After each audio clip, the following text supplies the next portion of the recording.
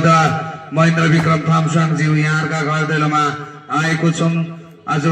समयको पाबन्दी अनुसार फेरि यहाँहरूसँग भेट्ने भलाकुसारी गर्ने आशा राखेको छौं र आसन्न फाल्गुन 21 गते हुन गइरहेको आम निर्वाचनमा यहाँहरू सम्पूर्ण शेरजेमावासी आमा बुवा दाजुभाइ तथा दिदीबहिनीहरू, लक्ष्मीटारवासी आमा बुवा दाजुभाइ तथा दिदीबहिनीहरू आसन्न फाल्गुन 21 गते हुन गइरहेको आम निर्वाचनमा यहाँहरूको लालाबाला यहाँहरूको भविष्यको लागि पुराना राजनीतिक दलहरूले धेरै छल कपट गरेको भएकोले आसन्न फाल्गुन 21 गते हुन गएको आम निर्वाचनमा सम्पूर्ण लक्ष्मीटारवासी आमा बुवा दाजुभाइ तथा दिदीबहिनीहरूले घण्टी चिन्हमा मत दिएर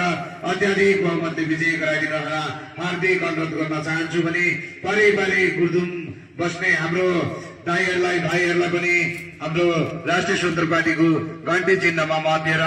अत्याधिक बहुमतले विजय गराइदिनको लागि हार्दिक अनुरोध गर्न चाहन्छु। परिवारी गुर्दुममा हुने हाम्रो राजेशको बुवालाई पनि यही घण्टी चिन्हमा मत लगाएर अत्याधिक बहुमतले विजय गराइदिनको लागि हार्दिक अनुरोध गर्न चाहन्छु।